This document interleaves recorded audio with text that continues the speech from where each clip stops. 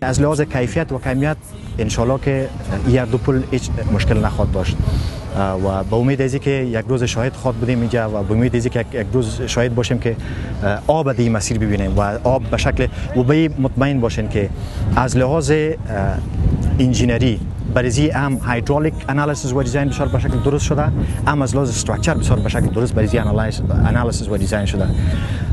یعنی میتونه که این هر دو پل بسیار به شکل نرمال، به شکل بسیار خوب امی مقدار جریان بسیار به شکل راحت و خوب از خود جریان بده و با هیچ نوع مشکل ان شاء الله روبرو نخواهد شد.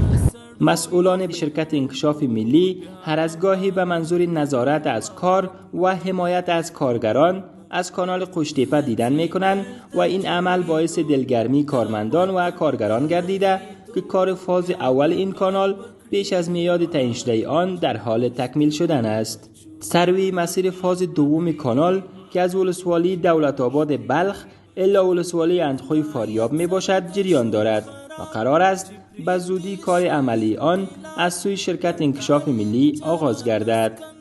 قرار است در بخش کندنکاری فاز دوم این کانال هزاران ماشینری در کار شده و باعث کار آفرینی به هزاران تن از هموطنان ما گردد.